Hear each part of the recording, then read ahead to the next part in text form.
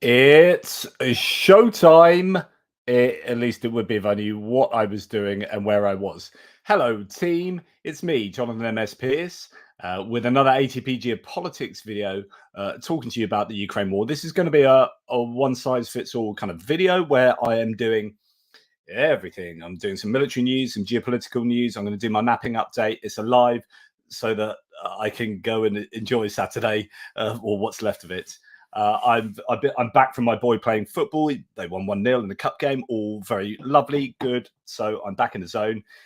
And I am doing this alone. So I don't have Matt here with me. He's obviously asleep in Australia. And a few other people contacted, but it's all a bit last minute. So it is what it is. Please allow all the warts and all as I bumble on talking to you about everything that's taking place in the Ukraine war at the moment. Actually, where shall I'll place myself here. It's probably better. You can see it a little bit clearer. So we're going to start with military aid news and equipment. And, please keep the live chat, lively and friendly and whatnot. And I'll try and react to what people say if I can. But it's a little bit more difficult. I do have a cup of tea, but with my primary progressive multiple sclerosis, it does mean that the more tea I drink, the more desperate I get to leave you for a few minutes. And when I'm on my own, that's quite difficult. Anyway, cheers. We're going to go to German aid to Ukraine, who's talking about something that's gone a little bit viral over the last 24 hours, which is a leaked conversation between two high-level German military personnel, and it's been leaked by the Russians. And it does seem, so this is a whole piece that German aid from Ukraine. I've interviewed him 3 times. Please go and check my lives if you want to get a piece, get an idea of where German aid is coming from.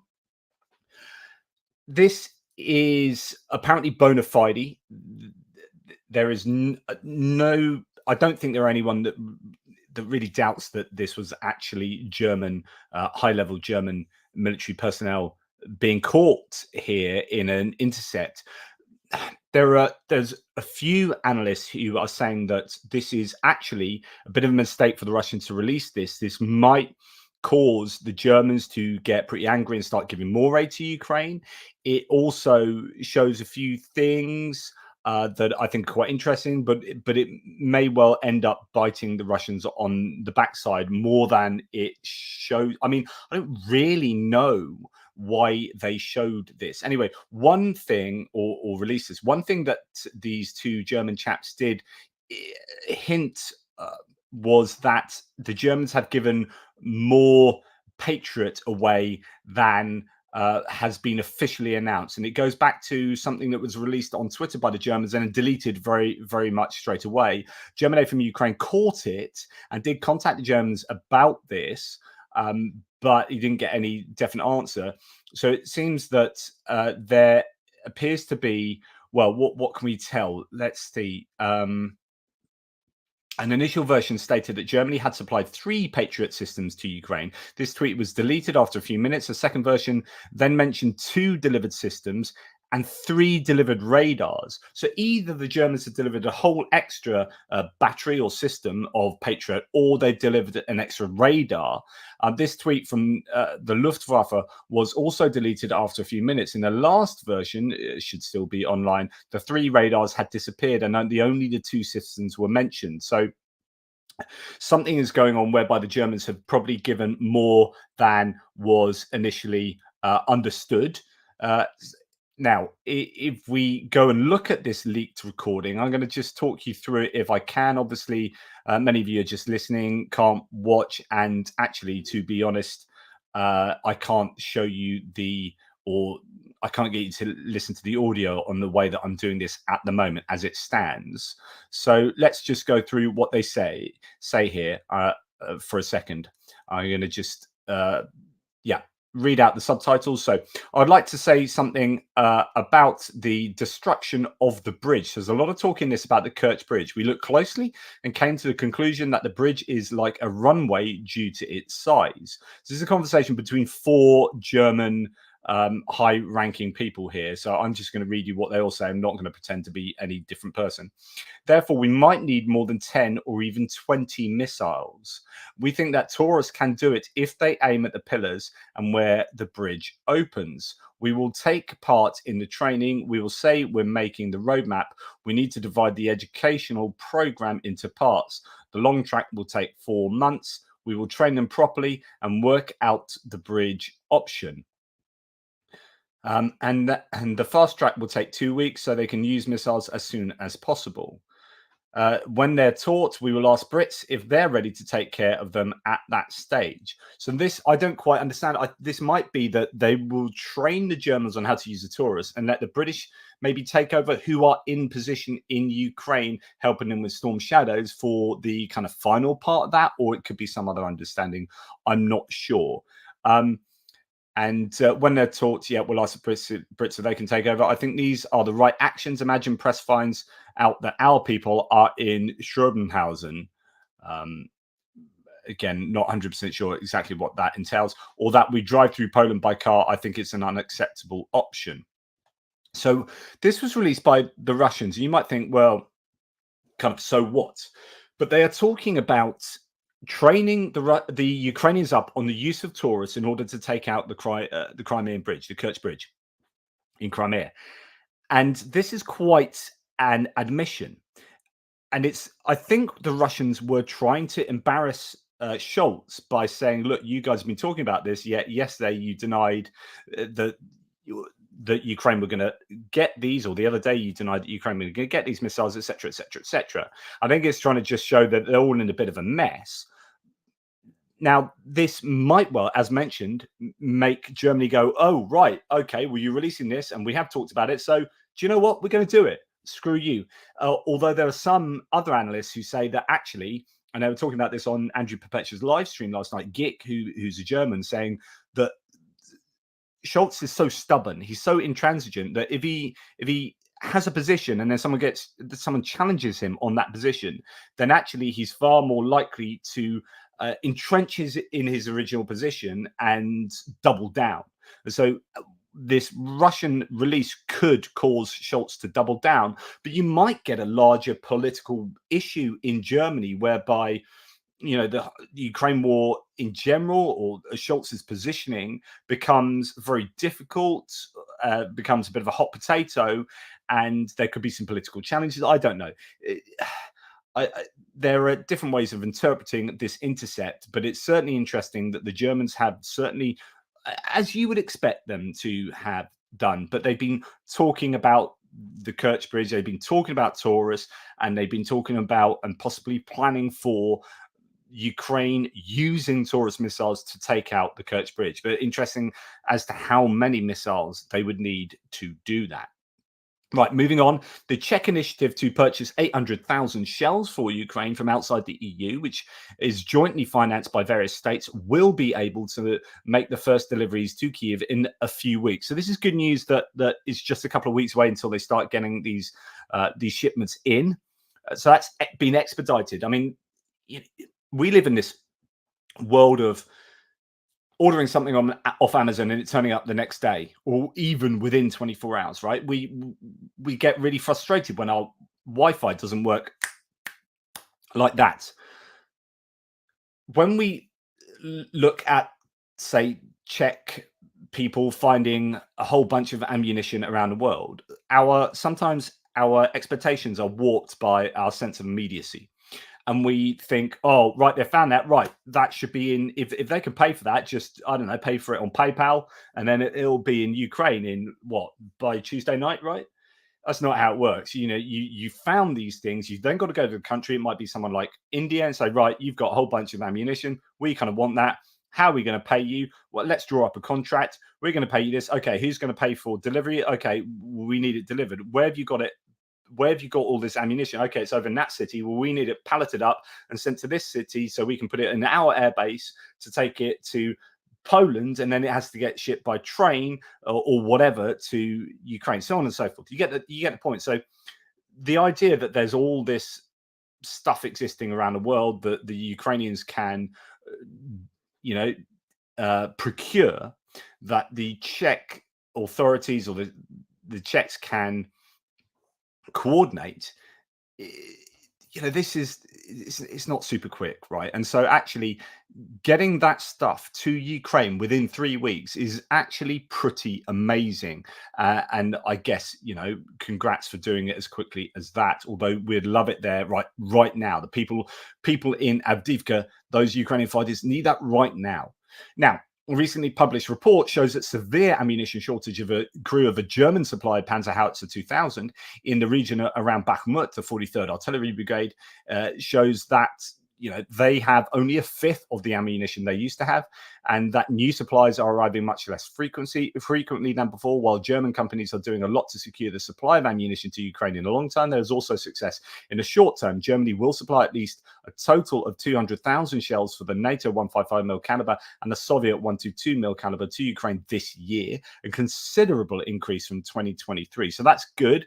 That is kind of manufacturing, delivering, and then we can add the Czech stuff, and then we can add other countries that are helping to provide artillery ammunition to Ukraine. And then we just hope, goodness me, do we ever hope that the Americans are going to come through in Congress. There's so many rumors going around about what's going on in Congress as to whether there might be enough Democrats to promise Mike Johnson that they will vote for him in case okay, let's rewind. The situation in the US is that Mike Johnson is not tabling the bill for Ukraine aid in the House of Representatives. The Senate has passed it 70-29, which is actually a really good bipartisan agreement.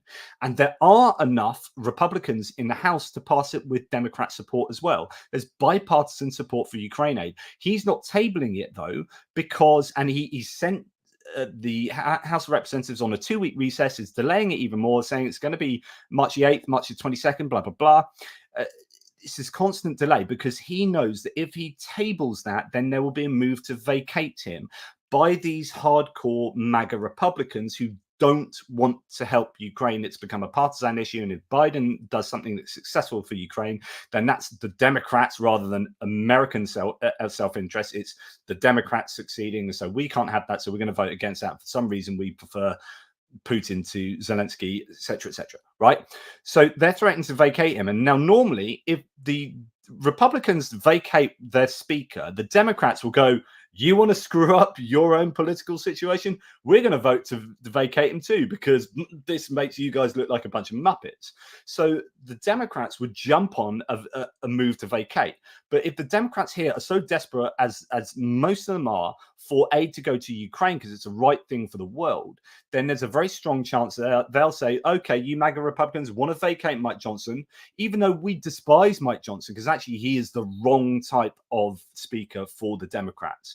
They might well hold their nose and say, we won't support a move to vacate Mike Johnson if he tables the bill.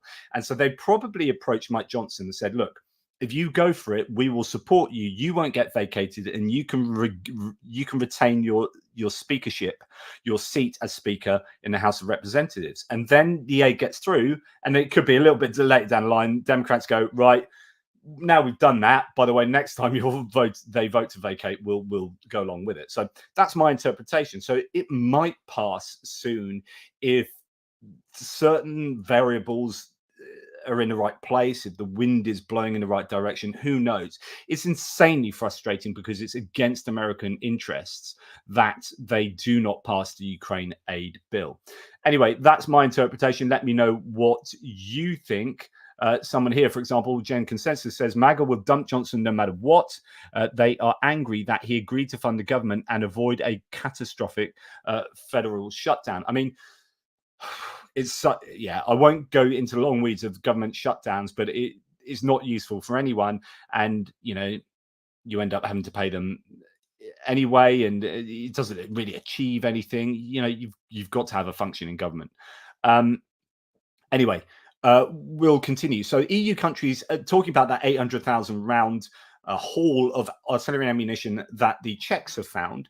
The EU countries have allocated more than 50% of the funds. It's quite interesting that the funds required to purchase the 800,000 shells, 50% have been found, which is fantastic. So they can start getting this artillery ammunition bought and sent to Ukraine.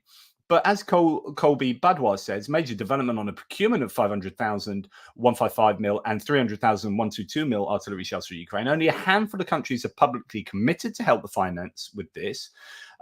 So if 50% of funds have been found, there must be a lot of unannounced contributions going on as well. And that wouldn't surprise me at all. There's probably a lot of nations going, yeah, we'll help with that. I mean, I'd love to be someone like a benign Elon Musk and say, yeah, I'm one of the richest people in the world. I'll put some money towards ammunition to Ukraine because it's really important for where the world is going. But of course, that would never happen. Right, tea time. Thank you. Okay, moving on. We're going to move on to France. Now, I have become rather a big fan of Emmanuel Macron this last week, and props where props are due. And he is due some props for basically convening that meeting and saying, shit's got serious, guys. This is really important. 20 EU, European leaders and whatnot get together. Right, this is really serious. We need to win. And also, we will allow French money or EU money, sorry, to go outside the EU to buy ammunition. Caveat on that in a second. And then he said, by the way, we shouldn't take off the table the idea of Western nations, allied nations, supplying troops to Ukraine. And then he had to qualify that somewhat.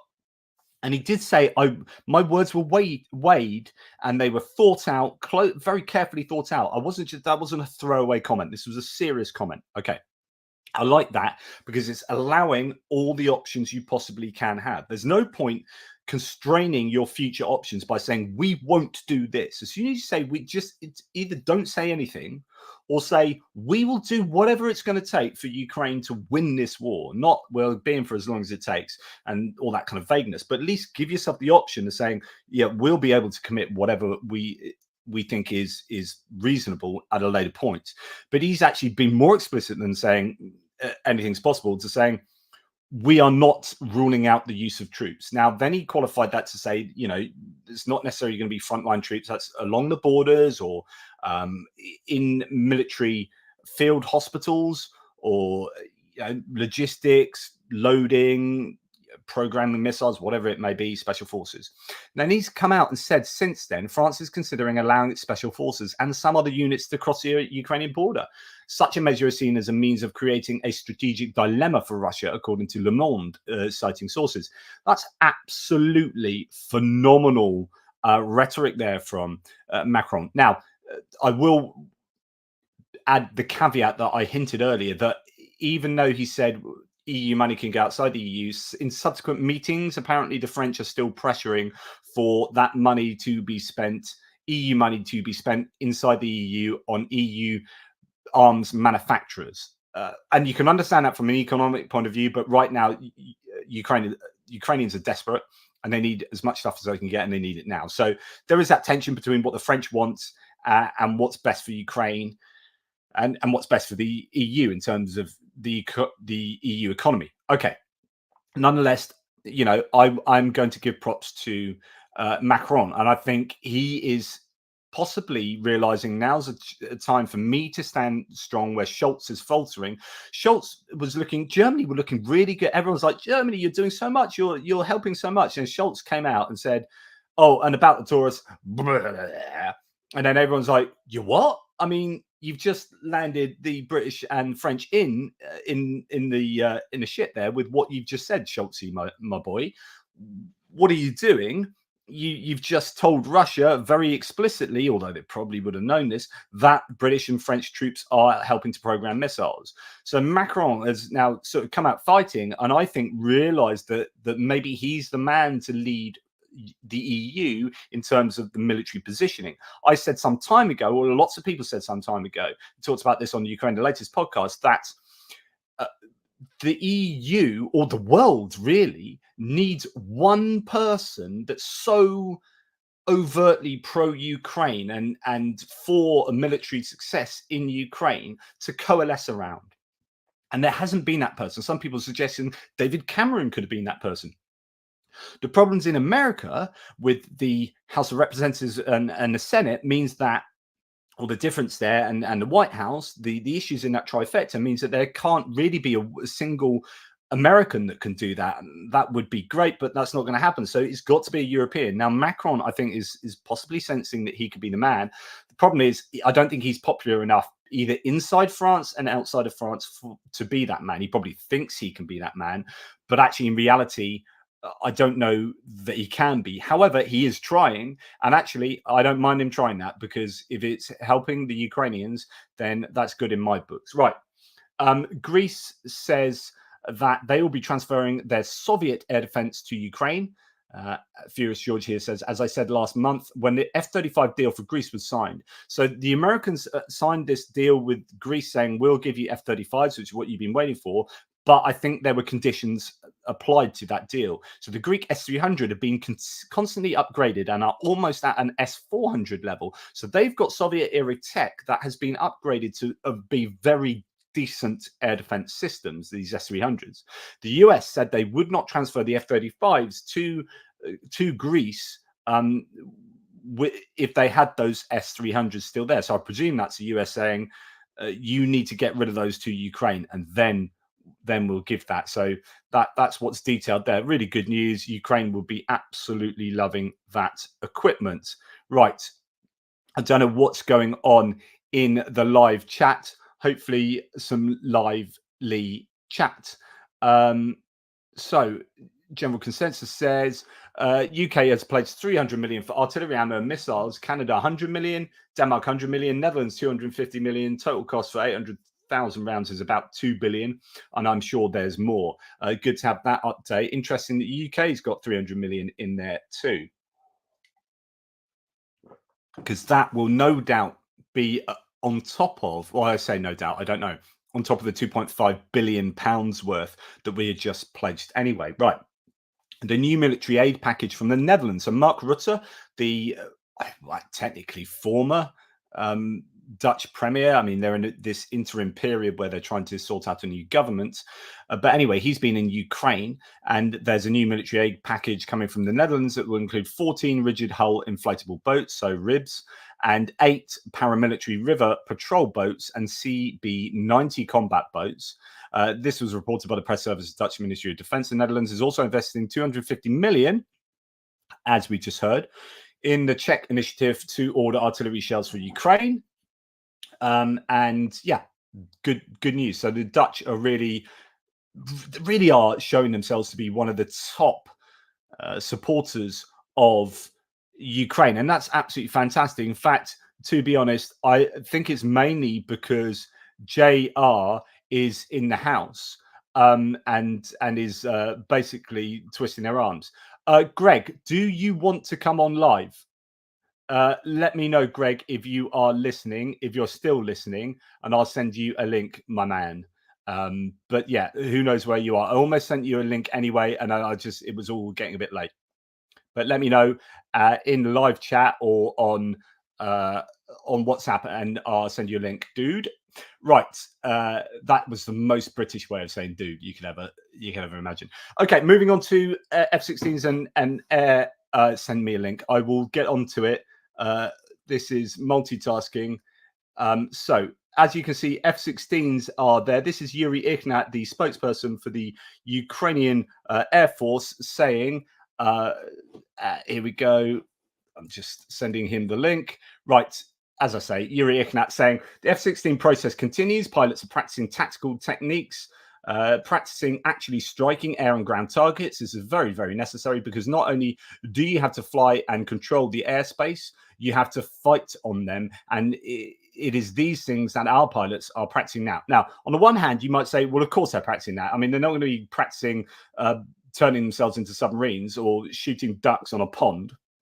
So, well, yeah, of course they're going to be training on that. But the idea that other people have been reporting this as more a case of they are already doing that. In other words, they are doing well at training and they are somewhat ahead of the game. That's the understanding I have from that announcement. Argentina, sticking to aircraft here, Argentina have already transferred 2 Russian Mi 171E or 171E Arctic transport helicopters to Ukraine. And indeed, Milei, the kind of crackpot Argentinian leader who is an anarcho-capitalist, is in there to try and make all these economic changes to Argentina to improve it. Actually, their inflation's now something like 240%. He did warn that it could get worse before it gets better, but some people are like, yeah, not sure you're going to be able to do this, mate. But whatever you think about him, he's a staunch supporter of both the Israelis and Ukraine, and we can argue that that's problematic. You know, Israel, Gaza issues there. But if we're just looking single-mindedly at Ukraine and just thinking Argentina, Milei is just an entity, let's forget about whether we agree with the politics going on over there. Do we want Argentina to help Ukraine? Yes, we do. Thank you very much. That's really useful. So he is starting a South American summit, I believe, Milei, summit to get together support for Ukraine in South America. So I think that's really, really beneficial. Just to let you know, Greg, I have sent you on WhatsApp that link to join. Okay, so there's a spectacular video of Ukrainian ground-based kamikaze drone. This is one of those videos that has like really childish like music going along with it, of this little thing that's driving, and it drives all the way into a tree line, right? And then it explodes. And actually, this is a really sizable explosion. So if you're thinking about aerial, so there you go. If you're thinking about FPV drones and the fact that they can hold maybe a 2.5 kilogram RPG-7 warhead on these quite small drones, then that's a very limited explosive capability for a drone. But these ground drones, I mean, Greg, who will be on in a second, is sat on one. I've been there with him as he sat on one of these tracked drones, not one of these wheeled ones that you can see there, but a tracked drone, and that can take his entire body weight and some. You know, it can drag dead bodies off the battlefield or wounded off the battlefield. Now, if you can stack that with my body weight of explosives, then these can act as UGV kamikaze drones, so unmanned ground vehicles with an awful lot of explosive capability, and you can drive them into dugout areas, trench areas, buildings, whatever, and you can cause some serious damage. Now, of course, those drones are much more expensive to produce than, say, well, I don't know that they need to be, though. Like, you think a radio controlled car, it's a radio controlled car. It's just got a bigger motor and a longer range. Now, if that might be the expensive part of it, but you know, it's sometimes I think $5,000 for that. I mean, I can make that for 20 quid in my shed, except obviously I can't. But point being is we're now moving to a stage where so much more of this war can be prosecuted in an unmanned way. It's quite incredible. Anyway, moving on to sea drones. Ukrainian naval drones have become more deadly. So there's been Business Insider released an article that lots of people have been talking about concerning how the Ukrainians have really evolved their sea drones. They can carry up to 860 kilograms. So talking about what as you're saying about the unmanned ground vehicle and how much weight that can carry in terms of explosives. Now, to talk about like a boat and how much it can carry, given you've got the buoyancy of the water helping you to carry greater weights. 860 kilograms, that's a lot of explosives. The range has been increased to 950 kilometers, and they're reusable in order to use them again. I don't know how they're particularly reusable, if they're going to be kamikaze drones. I presume those ones aren't, but maybe you've got drones that can shoot stuff off them, missiles and whatnot. Right, it's my main man, Greg. What's up, JP? Hey, my man, how are you? Welcome. Do you want to tell people where you are? What's going on? Yeah, I can tell people where I'm at. Right now, I'm currently between Zaporizhia on my way to Kryvyi Rih, and now I'm actually en route to, I'll be in Mykolaiv area tonight or Kherson. Most likely Mykolaiv due to the time, and then Kherson area tomorrow. I just came out of Orikhiv. Right, let on me the show southern let me line. show a map so people know what we're talking Yeah. about, because I know what you're talking about, but Hmm. of course, assume makes an ass out of you and me, Exactly. is the classic. So let me just load my map, and we'll be there. So okay, right, let's put it like that. Um, Yeah. In fact, tonight on the live stream, I will show a little video of being there in Rykov, and there's these battle flags that have been placed by the sign with every regiment that's fought there. It's pretty moving, inspiring.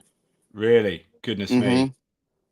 Okay, so that's got all the colors there. So Orikhiv is here just above Hmm. the Robotina sector.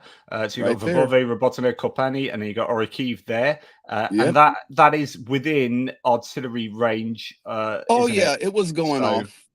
so that is sort of 14 kilometers from where artillery's at, is Hmm. easily within range. So it's been battered really over the last, I don't know, year plus. Yeah. So yeah, Um, what's it like there?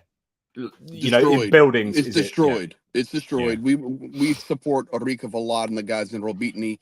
We've actually have some new friends rotating down into Robitny, and for you cannot go into that town there without an armored vehicle. It's not permitted. So Yeah, when I come into the city from the north, up there above right in that area, we then switch to the police. Yep, we switch it to the police vehicle because they're our friends, and then we go into the city in the armored vehicle. yeah, So yeah, so what we're doing there is we're helping. Um, there's a specialized unit there with 20 guys in it. So yep, like scout unit. yeah. And they were just out of supplies for 20 people. So it is like extremely cold here right now for some reason. Really? And Right. yeah, the wind's whipping and it's cold. So they needed some medical supplies, they needed some more clothing, they needed some other things, and we went in and took care of those 20 guys right quick. Their commander's a very good friend of mine. So what sort of equipment are you supplying them? Those guys are getting metal detectors, they're getting clothing, they're getting tourniquets, chest seals, the full med outfit that we do, like we did yesterday. Additionally, man, I'm telling you right now, Johnny, the batteries for those radios are like solid gold, and these are for the Motorola radios. There's a different supplier here that actually is not the standard battery that goes on them, but it is a battery that has a USB-C connector. So it can be used two ways. It can be used as a reverse power bank. And this is for Right. guys that are on the zero line in trenches. So if they need their phone's dying, they can, or tablet, they can take their radio and charge that up real quickly. But most importantly is they can have an external power bank with them and charge their radios so they do not lose communication. So yesterday on the video, and I don't know if you saw it yet or not, but we I supplied haven't. the I've been absolutely. I've got so much to watch, and I haven't seen any of yours for a couple of days now. So let me know. we supplied the 3rd Assault 2nd Rifle Brigade, 2nd Rifle Battalion, excuse me guys.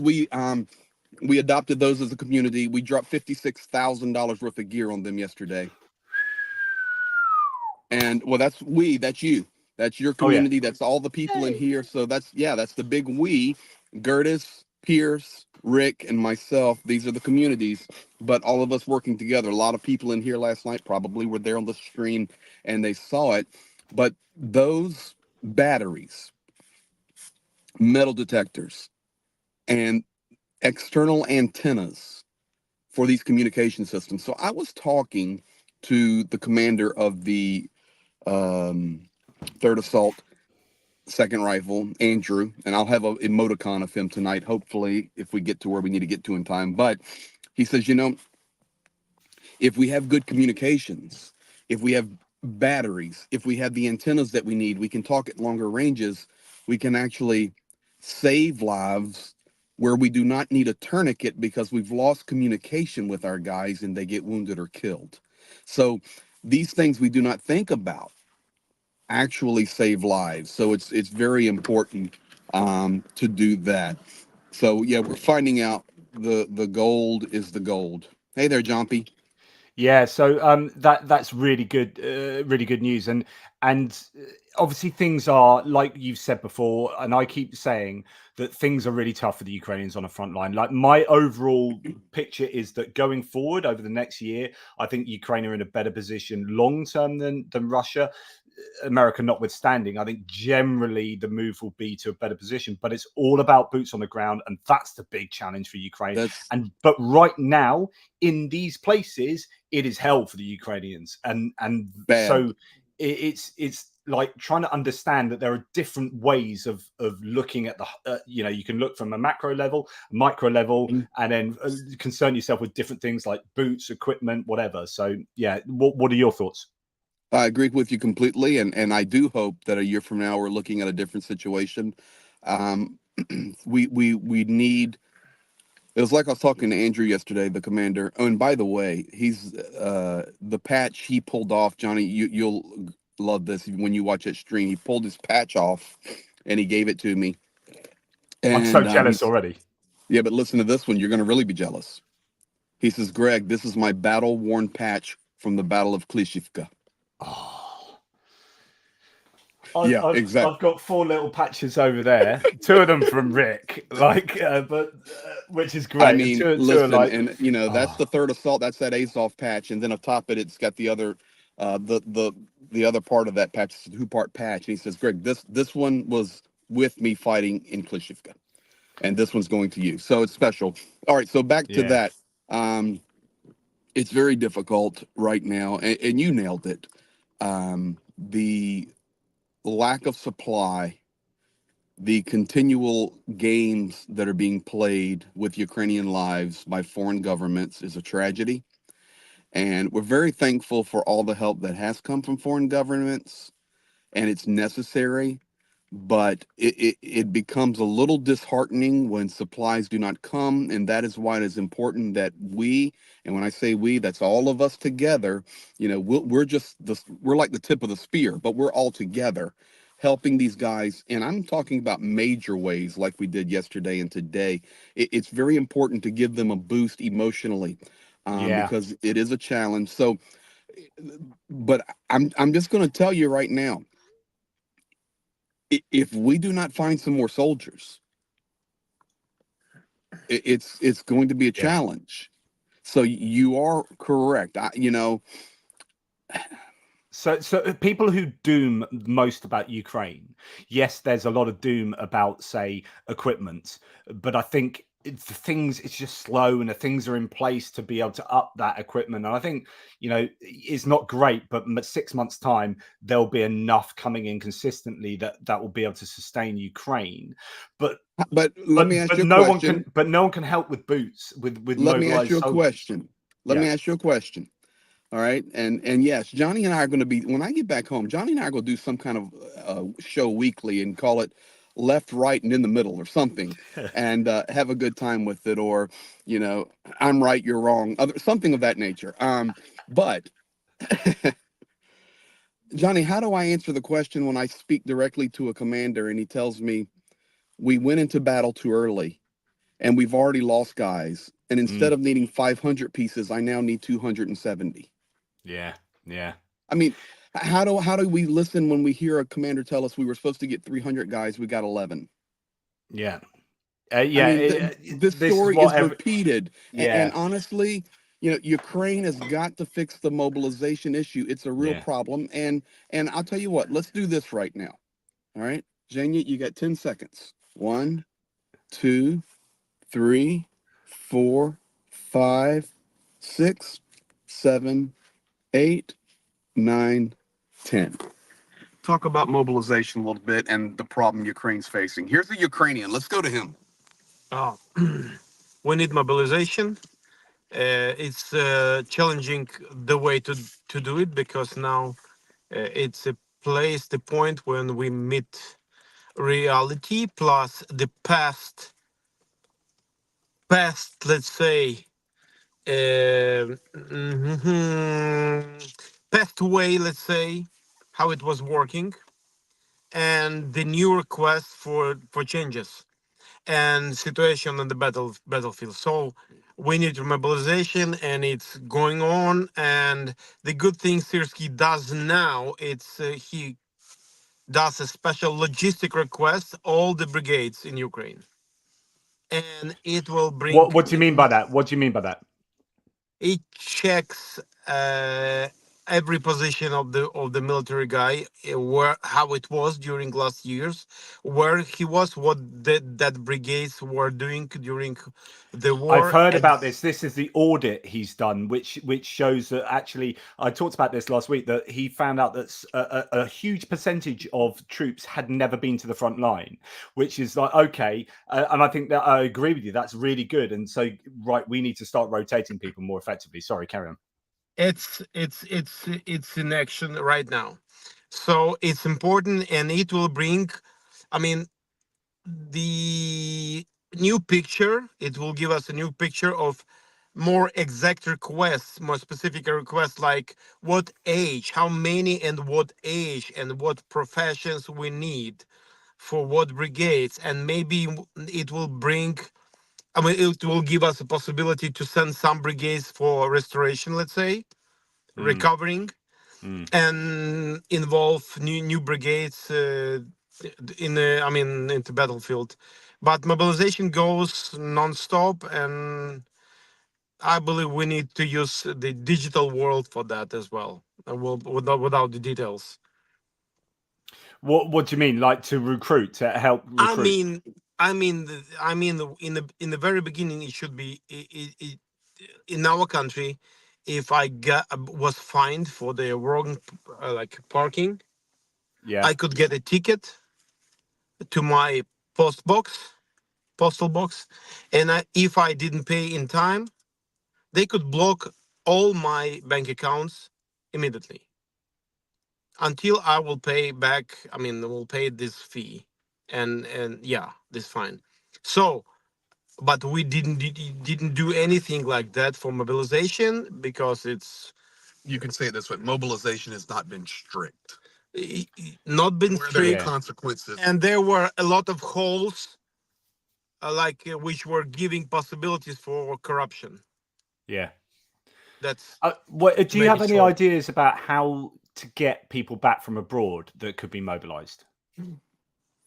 One of the things, maybe, I really doubt, but maybe, at least starting to take care of the soldiers and the military guys who was on the front, about their social guarantees for their families, financial care, at least from that.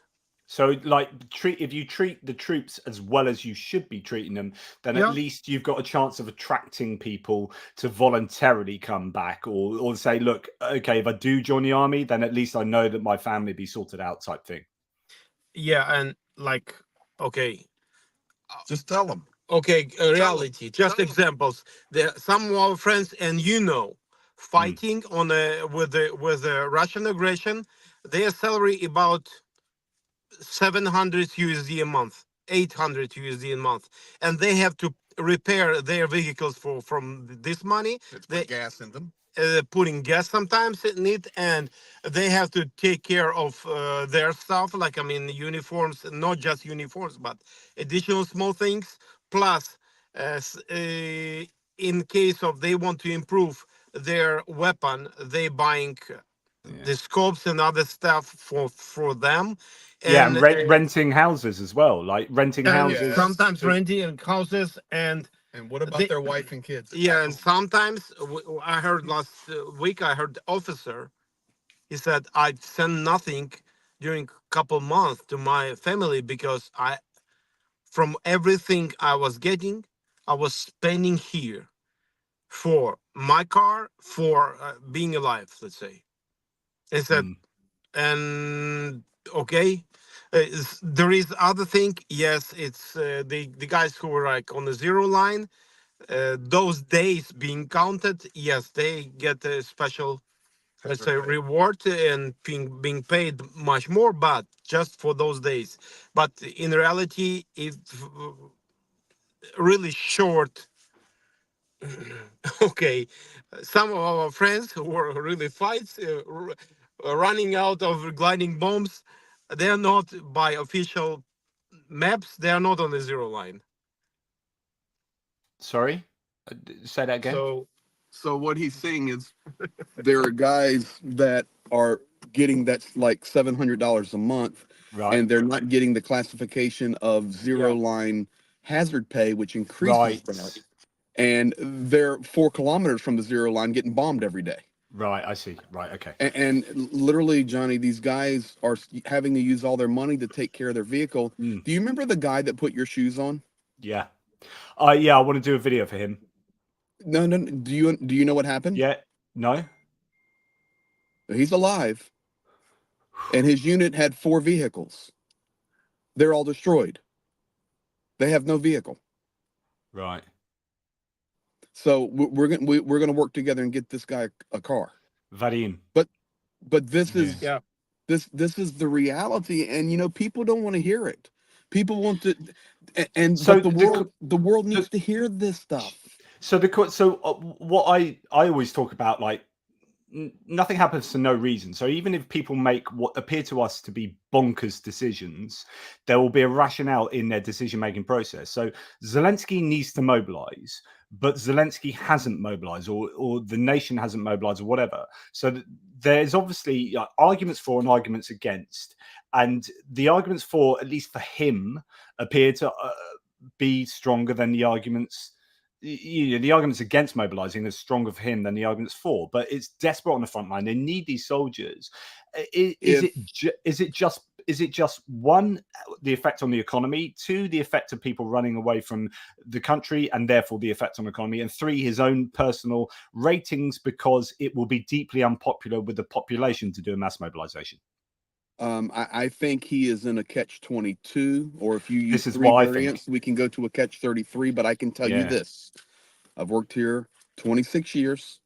This is my 9th month on the front line, and I can tell you, Ukrainians are growing weary of their commander-in-chief.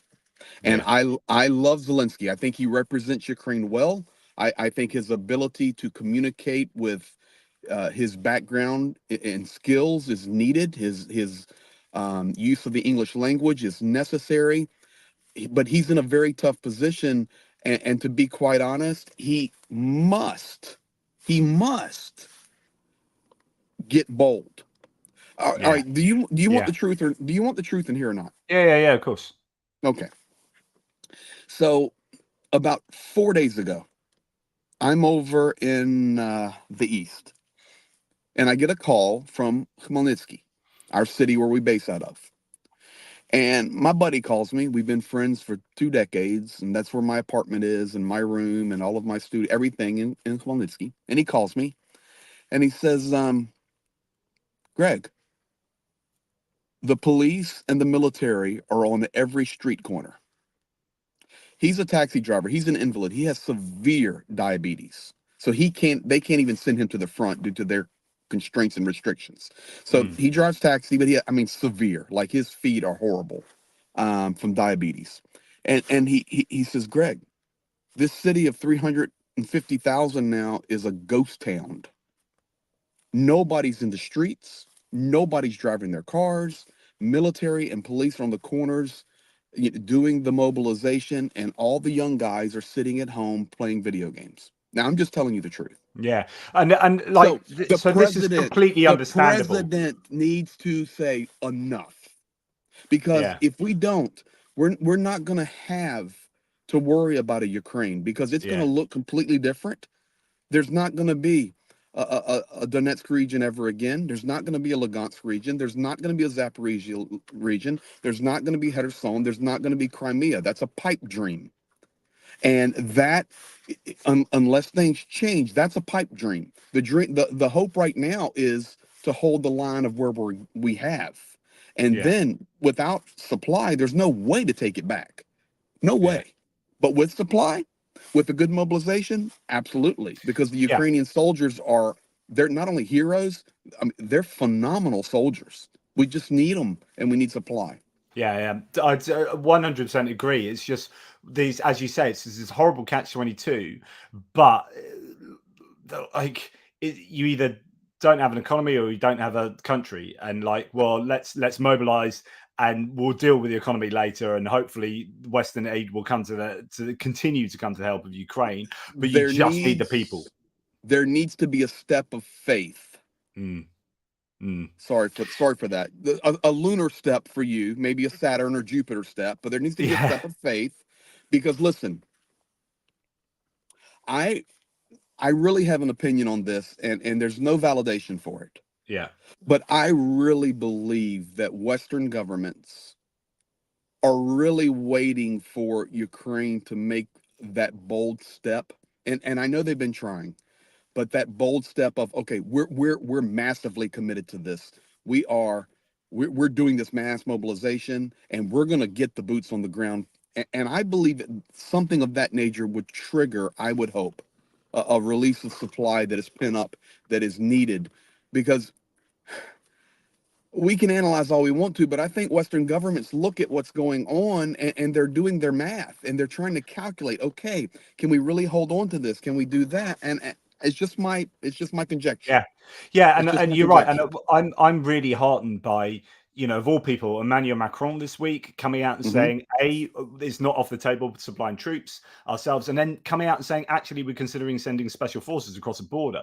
I mean, this is brilliant for me. Like, I think we need to start having that conversation. I think we need to accept that there needs to, like, the more, even if it's in the field hospitals, and if it's like along the borders of the West, or maybe near Transnistria, or maybe Belarus, up along that Belarusian border, they are not going to attack through Belarus. Like, I'm pretty confident that Belarus, the Russians have moved all their troops out of Belarus, and the Belarusians are not in a position to want to do that. So they would get smacked. Yeah, man that with, like, EU, European, whatever, like, troops, and then all those people can go to the front line. I just think this is where we need to go. So I was really heartened by Macron. I saw you pop that comment up there for a second, and I just saw it really briefly. I don't even know who made it, about the lack of ammunition, and it's definitely harder to attract people to sign up with an army that is really up against it and has no ammunition. Is that the one? Yeah, and he's 1,000,000% right. So let me explain something to you culturally about Ukraine. And Zhenya will correct me if I'm wrong, but I know I'm right on this one. This country is culturally connected. So today I met a new unit. I've never met these guys before. I knew another member of their unit, and this is the special unit down there in the south we were talking about. Okay. After being with them for 10 minutes, we're now brothers. Like, I'm talking tight bonds, hugging. I mean, this is the way Ukrainians are.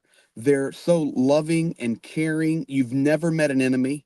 If you're here, you're in the family. And the communication network, especially on social media, is massive and powerful here inside Ukraine. And people communicate. So that gentleman was right. When people in these cities in the central and west, who are not experiencing every day, like what happened in Odessa over the last 24 hours with this terrible attack and the loss of children, or Johnny, where I've taken you, where every building is leveled to the ground, and you've seen it. These people in the central and western, that, a random missile here, a Shahed there, and I'm seeing a little bit on the news, but it's not real to them. And when they do hear, well, we don't have any ammunition. Well, the pay I'm getting is not even enough to cover my needs here. I can't even take care of my family. Let's be honest. Are you going to run to get in the mobilization line? Of course not. Yeah. Of course not. This is the problem that needs to be fixed. And I think that's what Sierski's trying to do. I would love for Zelensky to say, guaranteed payment, guaranteed this, guaranteed that. You're going to be taken so well care of, and I'm putting my legacy, my name on the dotted line. Listen, Ukraine just spent $17 trillion, 17 trillion hryvnia fixing roads in the West. Look it up. Look it up, guys. Why? Yeah. Put that money in the military. Put that money to guys so they can have ammunition, or have a pot to pee in and take care of their wife and children. And if that happened, I believe we'd have guys signing up personally left and right. Yeah. My opinion. Yeah. I don't disagree. Hold on. I need valid. Is that accurate? It has a big part, let's say. Not everything. The big issue is the picture of Ukrainian men got, some of them, which are more fearful, let's say, and they got a wrong picture of the army. Some of it was correct. It was just a wrong reality we had.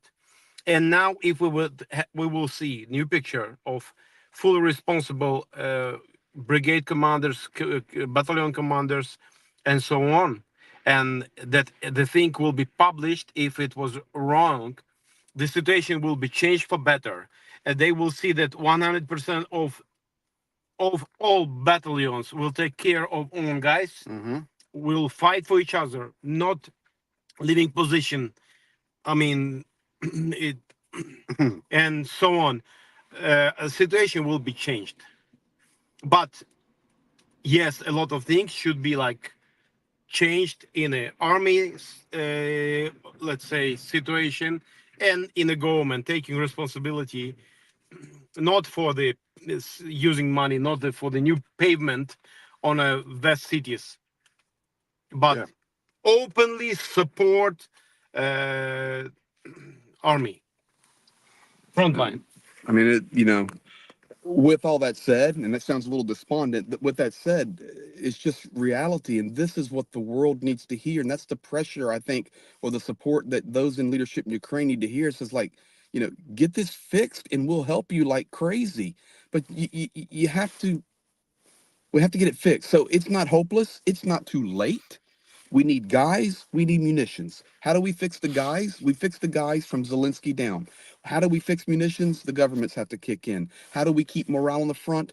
We do that by doing what we're all doing together, and that's run nonstop and help the guys and encourage them and drink coffee with them and supply them with medical and hug them and stay the night. I mean, with them. I'd imagine that you guys turning up in Orkiev, especially you as an American, as a foreigner, ostensibly turning up in Orkiev and speaking Russian as a foreigner, would be really amazing for people that that's a place where you're not going to see very many volunteers at the best of times, specifically now 2 years into the war. And I imagine you would have, lit up the eyes of many people that you met, Greg. And we always light them up, and being able to speak that language, but more importantly, being able to drop the culture on them, which is, I always want to get them laughing. And it's one thing to maybe to speak a language that you learned in university, but I didn't learn Russian in university. I learned it from people. So I've learned Russian culturally, and I use slangs. Like today, a guy was talking about it with those group of soldiers, and he was missing like 2 teeth, and he was so funny, and he's talking about, I gotta go get this and I want to do that and do this. So I dropped a phrase on him. He was going to get some. I said, okay, zubdayu, meaning I give you my tooth, zubdayu. And that is actually prison slang. And those guys in that group, when they heard me use that phrase, they know, okay, somebody's taught this guy some real language here, and they're just laughing, and it's just very encouraging. So we can take care of the encouragement. We can take care of people, and not only military but civilians on the front line as a global community, and all of us working together, civilians donating, and volunteers here like us and others running the aid and doing what's right. But when it comes to the other important things, I can't fix the mobilization, but President Zelensky can, and I can't deliver shells, but the governments can. So I mean, think but surely Zelensky must understand it. He must be being fed this. Like, it's not that he doesn't have that information. So yeah, I think he's trying to play the balance game here, because, to be quite honest, the economy is teetering, and it's just reality. Let me give you this example, the example of stuff people don't see. So all of our communities together have raised a lot of money to help Ukraine. And, we're all very transparent about it. And we show, I mean, last night I did a stinking presentation showing all of that. We want people to know, but let me tell you the challenge. So we were trying, I wanted to test some other avenues to get money here with no fees and all of that jazz from the United States when people donate through our nonprofit. So we have bank accounts that are linked and all of this stuff. And all of that works, no problem. But we also wanted to be able to, okay, if we need to do a special project and you can only pay for it in cash and we're buying this unit and delivering it, I need to be able to go over and pull out $3,000 in cash, okay? And they want to buy it with dollars. So we were working with a bank and doing a direct transfer from my guys in PA, Pennsylvania to here. And we did a test. So we did a test for $1,000 to make sure it would work. It worked, no problem. Okay. But the first bank we were working with wanted me to open accounts, only put it on a card, and do all of this documentation.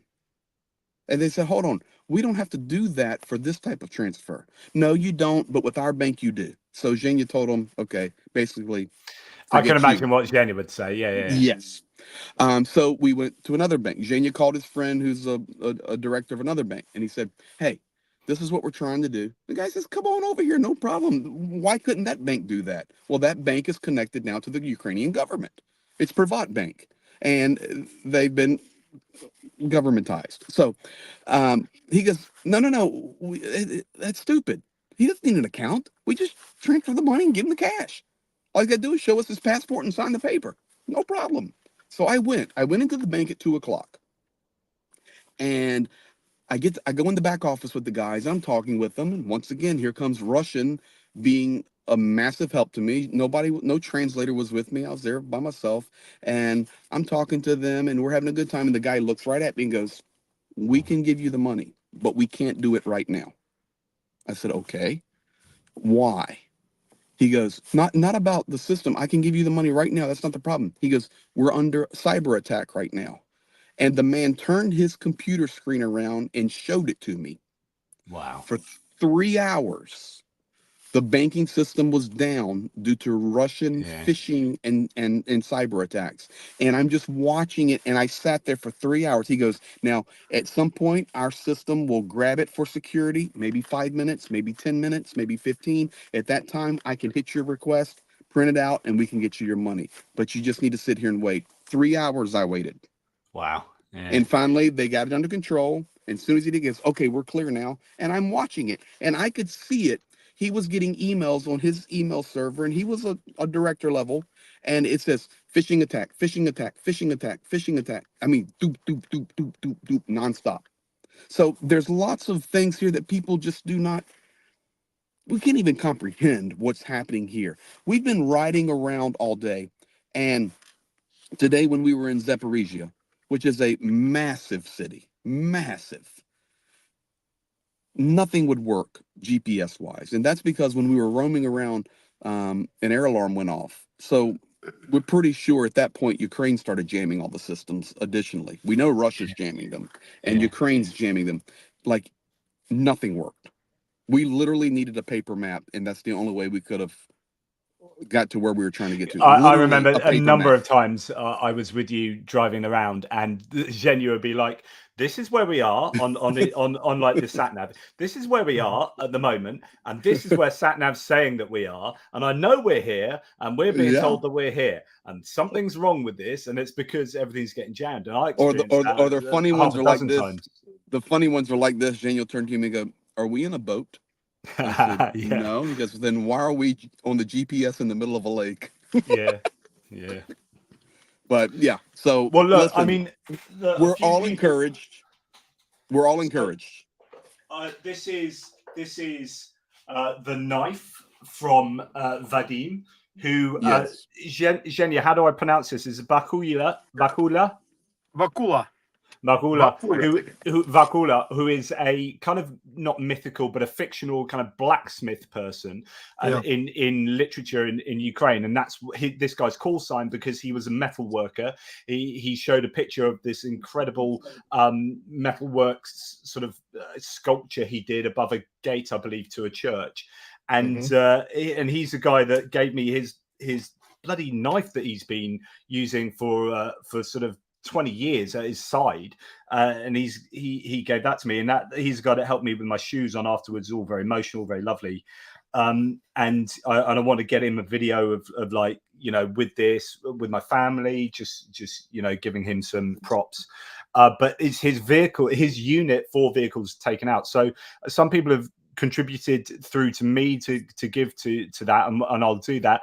Always the best is to go straight to Greg, though, gregterry.org, and straight to the PayPal there, because then YouTube won't take a cut, etc., etc. Yeah, so exactly. Always the best, but I will pass that on, of course, and we'll communicate on the back end on that. Yeah, and I'll put on the thingy, you know, for the vehicle. If you guys do that, I don't know how they. No, we're going to do that. Yeah. Cool beans.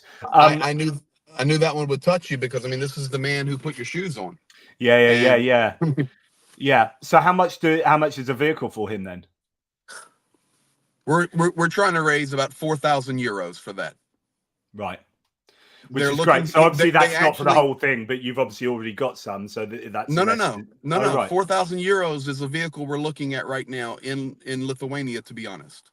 Oh wow, that's dirt cheap. It's a van. You know, it's a certain type of van he needs because they transport supplies back and forth right to the zero. They actually need a van.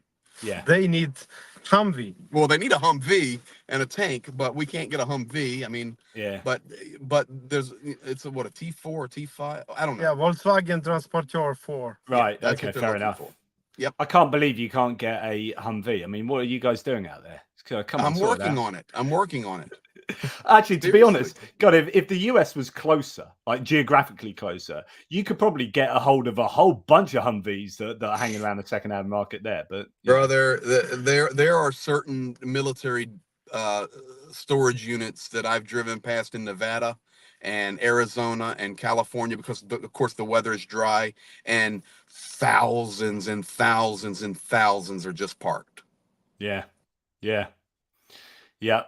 John Larkin's just taking a piss out of taking a mickey out of my language. Cool beans. Lol, how many raves were you at? Cool beans, man. It's just like, I'm surprised I don't like slip right back into my 1990s background. Well, but listen, I mean, when we've got Cool Beans coming out, when we've got a new project we're going to working on, and we get to tell the truth, but at the same time still be encouraged that we're doing the right thing and Ukraine's going to win this war. And in the same stream, the word church comes out of Johnny's mouth. Listen, this has been golden. I could talk about a church. I won't go in one. That's twice. Maybe if I'm doing some sightseeing. Look, let's get the whole crew together again, because Pierre Dupont says 2 legends on air whilst 2 SUs drop in the air. So I've not heard about this. So awesome. Interesting. And Pierre, that was when Pierre. Greg was on, not Zhenya. So actually 3 legends on the air. Let's be honest. But yeah, thanks, Pierre, man. And one day we'll get the band together again. But Pierre, we'll be coming through that way again. We'll have a cup of tea. Yeah, nice one. We were locked and loaded on that one. We didn't even have time to breathe in the city he's in. Yeah, Kramatorsk, which is all of that area is getting a little bit of heat, quite a bit of heat. Yeah. Just going to say thank you very much to Mitch Mazarol, who's been with me. He's from my philosophical days.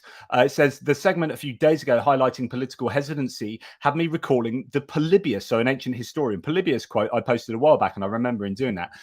The Histories Book 4, 31.3. So there's an ancient historian saying that war is a terrible thing. I agree, but it is not so terrible that we should submit to anything in order to avoid it. In other words, like, it's worse to avoid war sometimes than to commit to a terrible war. And Ukraine are involved in a terrible war right now. And thanks so much, Mitch. It is such an on point statement there that, you know, we shouldn't avoid war because it's terrible, because actually avoiding it leads to even more terrible situations. So if you're someone who wants to ask for peace right now, wants to appease Putin, then you will bring about a situation more terrible than the war that's taking place now. And so therefore, we need to, if you're going to get involved in a war, so if all the Western nations and allies of Ukraine getting involved with the war, and the same for Zelensky, if you're in there, you've got to go in. It's all or nothing. It's go big or go home. And so with Zelensky, that's mobilize. With Western nations, that's give everything you can and blooming heck, do it now. And I think, as I keep saying, I think the West, America notwithstanding, like Europe, I think are realizing this, albeit slowly, but there is that realization, and that gives me at least some hope going forward. Just if America could come online, then all the pieces of the jigsaw would start fitting together so much better. If you had the US aid, you had more mobilization, I think European stuff is coming together, all three of those components, and then Ukraine it's just, Russia will not be able to beat Ukraine, but it takes all of that happening, and that's what we're still waiting for. Well stated, and that quote was amazing. I used a quote the other day when I had Pete on that I don't want to misquote it, but it's really famous. All that is required for evil to have success or succeed is for good men to do nothing, good people to do nothing. And it's very important that we all do our part. I watched the Navalny documentary. I finished watching it yesterday, and I thought that was apropos given that it was his funeral yesterday. So the Oscar-winning Navalny documentary, and it's brilliant. Go and watch it, everyone. And I felt I was desperately sad at the end because he's the hope for Russia. He was a hope, and actually he was a good person. I felt that from the documentary. Like, that's a good human being. You can see the interaction with his wife, with his child. He is a good human being doing the right thing.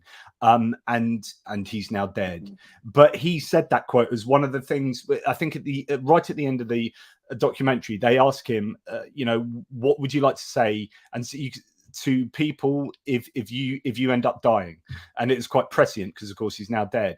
And that quote, he said now can you say that in Russian? And he is much longer when he appealed to the Russian viewers in Russian, like his kind of from beyond the grave statement included that quote, included the quote of like, it just takes good people to sit by and do nothing. And he But the thing that was sad for me in that is we lost a really good voice there. Of course, he was locked away. But what's the most sad about it is the response of world governments. That when you listen, these are not coincidences. We're watching this evil happen all over again right in front of our eyes, and all we do is put out a little press statement, or this little place writes a little article, but where is the world leader that's going to stand up and say that is wrong, that is evil, you are killing these people, and it stops now? We don't have those people. I feel so strongly about this, Greg. So I feel really strongly now that Russia really are, and I know Russia is a big country with lots of people in, but let's just say Russia as in the Kremlin and Putin and the political and the Duma. Like that's what I mean by Russia. Russia really are the bad guys now. We're in a position where it's beyond any doubt that Russia are, and we can simplify it to a really kind of almost naive word, but they are evil, right? So no question. That political situation in Russia, these are the bad guys, and we need to stand up and say. And I don't want to go all like talk about Trump and stuff, but when Donald Trump the other day in his Project 2025 statement said that Putin isn't the bad guy. If anything, Americans who hate America are the bad guy. And he's like turns it on its head. And I'm like, no. That is so freaking wrong. Like, the bad guys are Russia, and we need to be very, very explicit about that now. We need to now all get together and say, right, we are in a new stage of human history where the last 2 years has told us very, very clearly that the bad guys are Russia, are the Kremlin, the Duma, and Putin particularly. And there is no way of getting around that. He's murdered his opposition leader. He has killed too many people to count. right? He is at the moment involved in an attempted genocide on a neighboring country, right? It is freaking obvious who the bad guys are. And until we explicitly say Russia are the bad guys and say that openly in political discourse, then we sit by and as good guys allow the bad guys to do what they like. And I feel very strongly about that. Here, mate. Great rant. And that's truth. And the problem is when you have, I can't quote it because I'm over here not really paying too much attention to idiots. But when you have him make statements that not only doesn't call it the way it is, which is evil, but actually would encourage him to do that in other nations, then you're beyond. The evil is not only in the Kremlin, but the evil is also in the heart of Donald Trump. Let's face it, that's evil. And I'm a Republican, not this modern day Republican. I'm a classic Republican, and I cannot believe the evil that is spewing out of these scumbags that are supposed to be on my side of the fence, and they're not on my side of the fence. I'm on the side of the fence that's fighting for good and fighting for what's right. And actually, I don't care if you're right, left, middle, purple, green, ball-headed or not, Johnny. I'm telling you right now, we got to stick together, and we're not having it. It's just, maybe tonight when you lay your head down to sleep, you can just put on some YouTube videos of Marjorie Taylor Greene conference calls and let it lull you to sleep. Like, unless like shouting into my pillow is how I get to sleep. Like, I will do that, but man, there'll be a lot of swear words coming out of my room. I couldn't help that one. She's an idiot. Yeah, but Johnny, listen to me. So many Americans are swallowing that Kool-Aid. I'm sorry. I know. I'm sorry. You don't need to convince me about that. I've seen enough evidence of that. And there are still the good, like as someone said in the live stream earlier, there's still like there are 300 votes that would easily go for in the House of Representatives for Ukraine aid. You have bipartisan support, and it's just a couple of numpties at the side that are ruining it for everyone. And we just need to somehow get around that. Yeah, they're scared to death of Donald Trump, but that's a program for another time. Yeah. Hey, we're doing well. We're going to work our way to Mykolaiv now. Yeah. And we'll keep updated with you. Listen, I would ask this though. I've got tomorrow, and there's Jane. You can say where we'll roll out. Yeah. Well, what do you want from me? I would say let's remember all the promises, and I mean European leaders. If Europe were promised and Ukraine trusted that promise of supplying the million shells, it should be supplied. If it goes like, oh, tomorrow, after tomorrow, 3 days later, and then 4 days later, we're telling, oh, there were so many things. And who can trust those leaders at all? Okay, not even Ukrainians. I don't know how people own countries. Yeah. Truth. Yeah, absolutely. Budapest memorandum. Let's remember where we put our words. Exactly, Johnny. I would say this. I've got a video coming out tomorrow on Warthog defense, and he's really trying to help spread our base out here because of just the work that we're all doing together. So if you guys are here, I know a lot of you guys know me and they subscribe, but if you're here watching and you don't know, or I never asked for this crap in the past, but now it's important because the more people, the more it gets spread with all this YouTube algorithm crap. Remind me to post it where you need when you need it. Yeah, I will, but I'm just saying to everybody, thank you. I'm just saying, people, everyone watching, we're here. We run the front, and you can see real Ukraine. So it's just my channel, Greg Terry Experience, and trying to get it over 10K because that'll help that next algorithm level, and we're rolling really good thanks to all of you. So thank you for supporting not only JP, and I just love that man, but thank you for supporting us and all of our work as we partner together to make a difference in Ukraine, and we're doing it, guys, step by step. Absolutely. If you have not subscribed to Greg Terry Experience and then click the all part of the bell button, then you're not doing the right thing. So Paul Guda Deberitz has just beat me to it. But there you go. There's the Greg Terry Experience at Greg Terry Experience. Thanks, Paul. You guys all need to go and subscribe. Please do that. Every single one of you do it. And if you don't, you are not as good as you could be. You're not the dog's bollocks. This is true. You will not get that label. I will not allow it for you. All right, we've got to make some. We've got to make some kilometers. Yeah, go and make some kilometers. As well, I have experienced before. You are very good at making kilometers. As the great Richard E. Grant said in the superb film Woodnail and I, we're making time. So you go and make some time. Thank you, JP. Love all you guys. Have a good evening. Big love, brother. Bye bye. Take care. Bye bye. Bye. Bye, Jenya. Bye. Right. Okay. On with it. Hopefully that was, goodness me, that's going to make this a long video.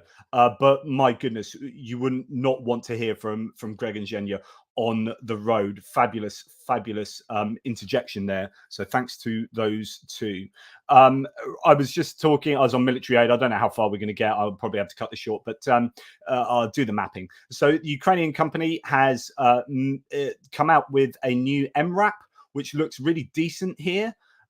This is a nice bit of kit. It's going through testing. It's now going through state testing to make sure that they're happy to create this. It's to NATO standards, apparently. This NATO, there you go, NATO standard. This MRAP is great. Ukraine are in the middle of a war, getting their military industrial complex to a position where they can build their own stuff. And of course, if they can build their own stuff, they'll be less dependent on states abroad. Of course, they still need the money to do that. And this is a problem. We're talking about Zelensky earlier and mobilization.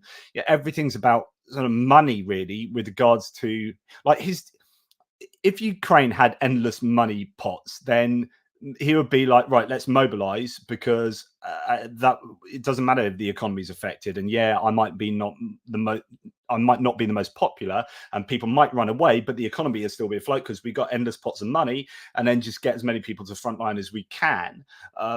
But that's not the case. So, you know, it's all about money, isn't it? Slovenia, talking about that, Slovenia is to provide Ukraine with 1.5 million euros for humanitarian demining, announced by Prime Minister Shmyhal. Good stuff, Slovenia. I've swam in Lake Bled in Slovenia. It's a beautiful, beautiful place. The US Treasury has said frozen Russian assets, which is this idea of like using that money from frozen Russian assets, is good, but it's no substitute for what Ukraine need, which is like direct military assistance. So there you go. US Treasury Secretary says any plan to seize or monetize frozen Russian assets to help Ukraine cannot be considered a substitute for emergency Ukraine aid that has been stalled in Congress. So Janet Yellen speaking to this idea that if they use those frozen assets, then maybe some lawmakers in America will say, well, we don't need to give aid now because they're using Russian money. Of course, that's not good enough. You can't rely on that aid alone. Belarus opposition rocks. So this is this statement from Tikhanovskaya in a statement about fundraising drones for the Kalinovsky regiment, for the first time named the number of Belarusians in the armed forces of Ukraine. 1,500 soldiers in the armed forces. Fantastic stuff. Someone's saying, is it Shenanigans saying, it looks awesome, I want one, about the Ukrainian MRAP. It does look pretty cool though. Okay, so I although I look at that, so I've just done, I'm going to say something. I'm not going to say this to pat myself on the back, right? But we had a little crappy Kia Picanto, this 15-year-old car that doesn't even have central locking. It's battered old thing, and it's kind of come to the end of it. Like, okay, I've got solar panels on my house, and I've always wanted an electric car. And however you buy a car, right? You're no matter what way you buy it, unless you've got a load of cash, which I don't have, then you're paying per month. So I looked at all the ways to pay per month and looked for the cheapest. Like, oh, I really want to replace this, but I can't afford it. My mate's like, have you looked at leasing? So I looked at leasing. this does have a point, by the way. I looked at leasing and I was like, oh, that's amazing. Oh, but that's quite expensive. And then I looked at secondhand leasing where they've already been leased for 2 years. I was like, that's cheap as chips. Or it's not cheap as chips. I was like, that's the cheapest way I can get a car. I'm going to get an electric car that's been leased before. So I'm now started a 2-year lease on an electric car. And I tell you what, it's freaking amazing. I love it. It's absolutely brilliant. A little Hyundai, what's it called? Ioniq. Like, absolutely love it.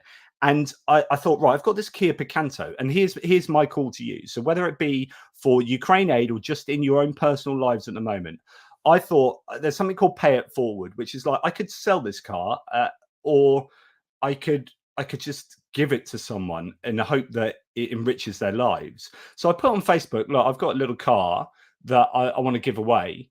And some friends, different people contacted me, and one of them was like, yeah, that sounds right, which is their kid who's become an apprentice stonemason and can't afford to get up to Winchester to do his stonemasonry. And he's a lovely guy, and the parents are lovely. And it's like, this would make his life just amazing if he could have that car. And I was like, it's yours, man. So we gave him the car, and it was beautiful. And they came round, he gave us a bottle of wine or whatever. And it's like, no, I don't want anything. What I want you to do, though, and I'm not trying to pat myself on the back, but I'm like, please go and do this, which is, if you do something nice to other people, pay it forward. Like, I've done this to you this week. Please do something, or going forward, do 3 big things. Do 3 things that you wouldn't otherwise have done that are nice, thinking about this moment, and pay that forward. And if those people then do 3 nice things, then you multiplying moral behavior out forward. And so that all just came from looking at this car and me talking about electric cars. Anyway, that's my anecdote. There's a complete sidebar. But if you guys that was a point. If you guys this week can do something like that's just really nice, that there's quite a big thing that like you might not otherwise have done, but just go, oh, you know what, I'm going to do that nice, whether it's in your time, for your neighbors or something big, do it. But just say, oh yeah, or the only payment I want for that is you to do 3 nice things going forward that you wouldn't otherwise have done. Let's try and make the world a better place. Anyway, that's my sermon over.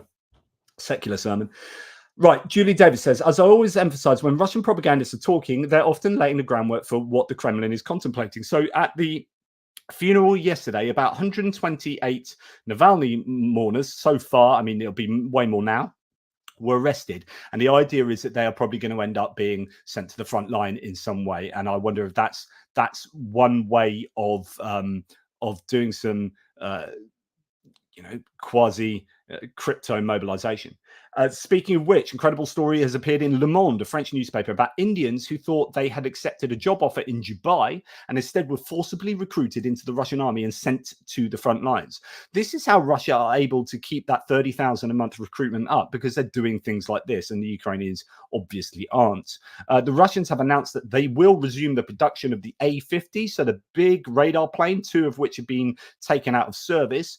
The resumption of production is due to the need of these aircraft of the air and space forces of the Russian Federation, as well as due to the interests of foreign countries. Bollocks. There's no foreign country that's saying, oh, you know those 2 A-50s you've just been blown up? Can we buy some of them?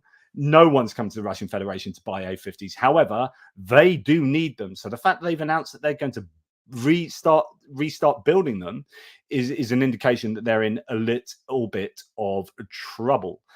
Some people mentioned in the film, pay it forward, the film, which sort of talks about that. Anyway, North Korea may have stopped supplying ammunition to Russia. This is true. At least North Korean cargo ships have not sailed to Russia for 3 weeks, according to NK Pro publication. So that's a Korean publication. The reason for the cessation of deliveries by sea is unknown. However, it's speculated that North Korea may still supply weapons to occupiers by air or rail. So it's not. So some people are saying North Korea not supplying Russia with ammunition anymore or military equipment anymore. That's not the case, or at least not definitely the case. But it is interesting they stopped doing it by sea. Don't know what's going on there. I wonder whether they are running short of ammunition themselves. Giving 3 million pieces of ammunition to Russia is probably going to hurt your own stockpiles somewhat. And I don't think North Korea be able to up their production massively, given the state of affairs for North Korea. I don't know. I could be wrong. But nonetheless, there we go. Right, air defense units of the 3rd Tank Brigade shot down an Iranian-supplied Quds Mohajer 6 drone. So this is a different type of drone that had been talk about this drone going to Ukraine, but anyway, Ukraine shot one down. So Iranian hardware is still ending up in Ukraine, given to the Russians to use against Ukrainians. Right, now we're going to go on to a very quick mapping update. Thank you for your man, JR Jeroen. You are a legend. Absolutely can't thank you enough. So what do we have with the front line? We're going to go to the northeastern sector. I'm not. This is going to be an absolute romp through the front line very quickly. So in the Tabaivka area, in the northeastern Kupiansk to Svatovo to Kremina area, or axis, we have some possible readjustments from deep state maps, or it could be Ukrainians are pushing back in the area, but then deep state also rejigging other. I think this is probably just a rejig for Russia in some areas and against Russia in other areas. So rather than that being a place where the Ukrainians have attacked in some places and Russian have counterattacked or something in other places.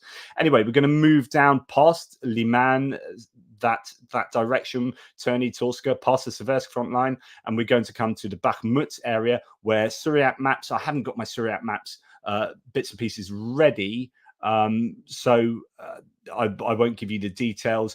But here they are. I could actually bring some up. So let's have a look at. That was going to go, to there. So actually, we'll bring Suryat maps, and we'll see what they do have to say about the area, because they might add a few details that we don't otherwise have. So Novomikhailivka, no, we're not going to go there. We are going to go Tonyenka, Bodanivka. Here we go. So this is from 19 hours ago. So this is within the last 24 hours. We have some slight gains just south of Bodanivka there. Russian army restarted the advance towards Chasiv Yar by taking the positions west of the Popivska forest. Positional battles at Bodanivka continue without changes, he says. So there we have some small changes south of Bodanivka, as you can see, on the way to Chasiv Yar. And that's what Suryat Maps has from that tweet. And then some changes in Ivanivska, where all the mappers agree that the Russians are moving through Ivanivska. That is a worry. And I would, it doesn't look good there. This is a worry for Chasiv Yar. The loss of Ivanivska, I think, will hurt the Ukrainians. Just going to make sure that conversations are all on course there at the side. Yeah, good stuff. Right, okay. We're going to come down to an interesting set of gains here. In the sorry, I've gone way past where I wanted to go. No, it's this is what happens when there are multiple Krasnohorivkas. So we have Avdiivka. So look at that, some gains for the Ukrainians in the Avdiivka area. So if we go to look at Suryat Maps to see what they say about that, first of all, we go to Tonyenka, which is down to the south. Actually, Tonyenka is down here, but it's got that listed up there. That's not Tonyenka, that's Berdichi. Okay, so clashes continue between the Ukrainians and Russians at Berdichi and Tonyenka without significant changes. In the first village, Ukrainian troops still hold their positions at the pond and the cemetery, while in the second village, the northern hangars and the cemetery are subjected to intense bombardment by Russian artillery. It's interesting, though, that there are there's nothing that's come out since, and yet they've walked back. Suryat Maps has walked back some changes, or shown that Ukrainians have done some counterattacks both in the Berdichi area and down in the Tonyenka area, and yet that doesn't feature. There's no tweet that's come out yet to reflect that. No reports stated previously, and this is probably a little bit old now from yesterday. Geolocated footage confirms that Russian advances inside Orlivka, while also taking control of the area south of Stepova. I remain with my prediction that Orlivka is mostly abandoned. The Ukrainians are likely trying to stall while setting up new defenses further to the west. And then, so that is what both mappers say of that area. It's just good news that it's not all Russians moving further to the west. Hopefully, the Ukrainians can stabilize, particularly in Orlivka area, although Surat Maps has the Russians fully in control of Orlivka, which is a bit of a challenge for the Ukrainians. Remember, there's this river that comes down sort of from Berdichi all the way around here and through to Yasnobrodivka. This has high ground behind it. I wonder if you can see the ground at all, how high it is from the topographical view. It won't look like too much, but actually that is more significant than looking on Google Earth will suggest. And not only that, but as you can see, there's a river here that, although it looks more like just greenery there, but there's a river there that the Russian forces will have to get their equipment across, and that's all quite difficult. So they will potentially push in these places. Let's go to Tonyenka here. They'll push further to the west here. This is Orlivka, and you have this river area that then goes uphill behind the river. And at Orlivka, the Ukrainians will be able to use that higher ground to sight over to Orlivka and use things like the river and this reservoir here to be able to hide behind, use as a defensive area, a defensive feature. So I think the Russians might struggle to get further past there, at least to get the equipment up there, and that gives the Ukrainians a good advantage. But we'll see what happens up here, because the Russians might well just try it and come in from the north, bypass the river, if you like, and come along on the higher ground there. Okay, so that is the Avdiivka area, and we come down to Mariinka here, where the Russians are pushing through to the north of Mariinka to the west and approaching Herivka. They've had a tough time. They've lost a lot of equipment around there, and around Krasnohorivka they've lost a lot of equipment, but it seems to have stabilized a little bit around Krasnohorivka, which is very good for the Ukrainians. If we come to my sources, here we are. Actually, that's to go back to Avdiivka. So Shashank Joshi, the Economist defense correspondent, is talking about sparse rudimentary trench lines populating the area west of Avdiivka that Ukraine is trying to defend. According to imagery from Planet Labs, a satellite company, these lack many of the additional fortifications that could help slow Russian tanks, he says, referring to the New York Times here. US officials said privately that it was concerning that Ukraine did not shore up its defensive lines early or well enough, and that it may now face the consequences as Russian units advance slowly but steadily towards Avdiivka. I've talked about this many times before, about how and why the Ukrainians didn't build up defenses, although that applies more to the south than it does here. They've been here for a long time.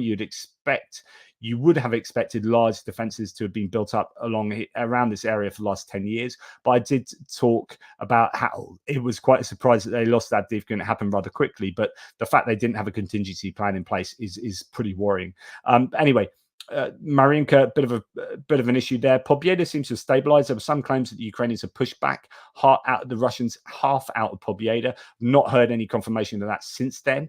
And then, as you can see, a lot of activity for the Russians in and around Novomykhailivka. They seem to be pushing through Novomykhailivka, both from the south and from the east, and that is increasingly a worry. If we go to Surat Maps, the claim is that during the last 5 days, the Russians took control over new parts of Novomykhailivka, leaving Russian troops at a distance of 500 meters to the center of the locality, which is 35% under Russian control. And that's coming from, as mentioned, the pro-Russian mapper, Surat Maps, but also Andrew Perpetua showing some moves, and Deep State Map as well for the Russians forward there. So this is worrying for me. Konstantinivka is a hop, skip, and a jump away. That's getting the Russians greater control over this whole sector and closer to this important road that connects really Pobjeda down to Vuhledar, allows supplies to move, and then they're able to get closer to Kurakova, which is, I think, one of the main objectives for the Russians in this whole region.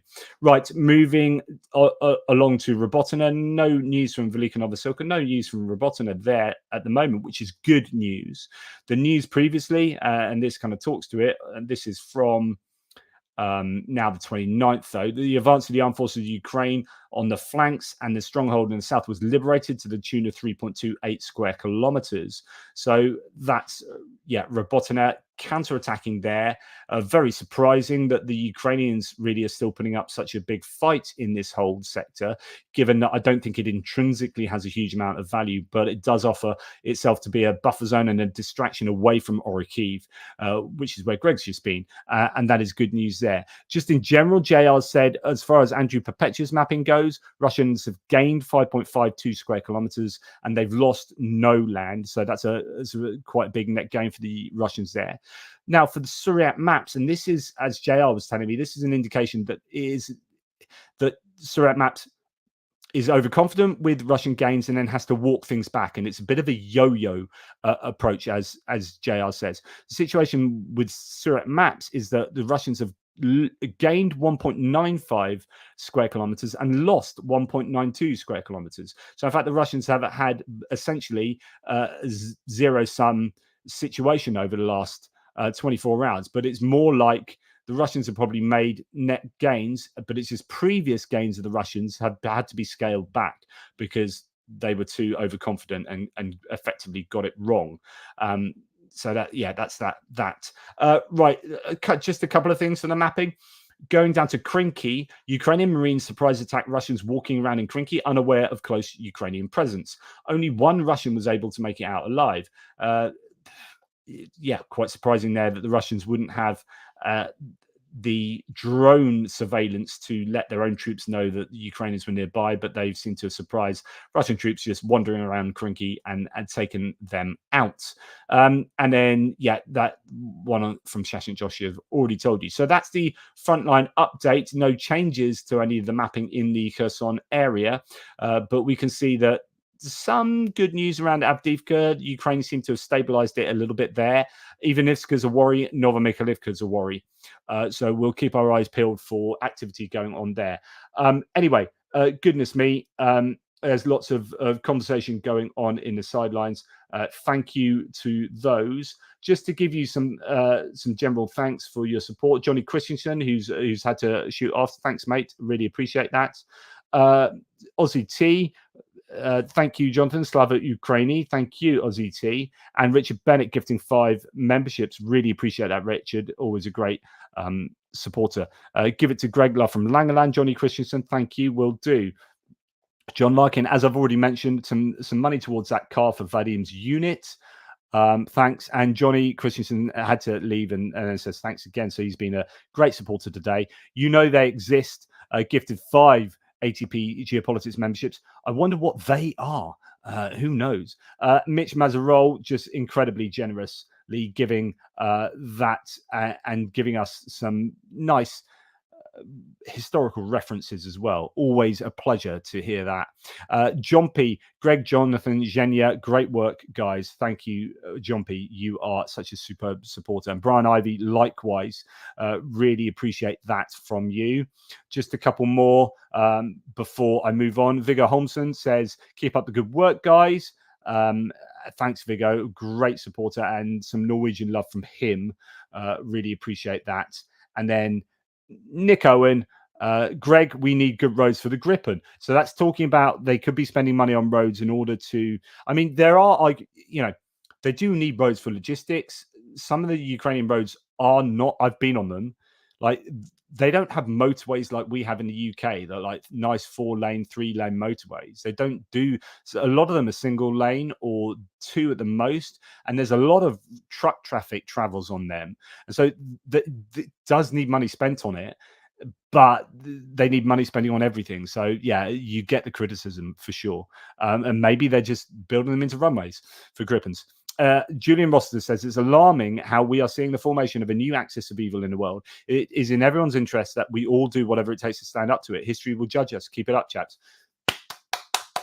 This, I think that's in reaction to my earlier rant where I was absolutely going nuts about like good guys, bad guys.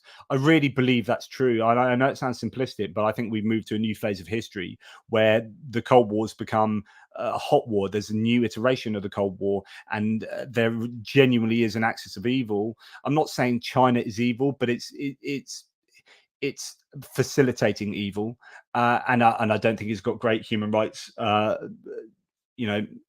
history itself, and it's a nation we need to watch out for.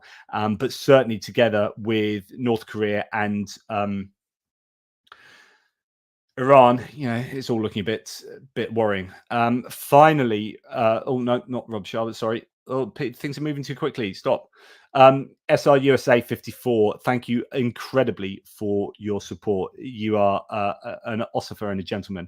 I really do appreciate support for the channel, because actually this is what I do. I spend all day, every day doing this. This is my job, and the support I get for the channel literally allows me to serve you guys. So thank you.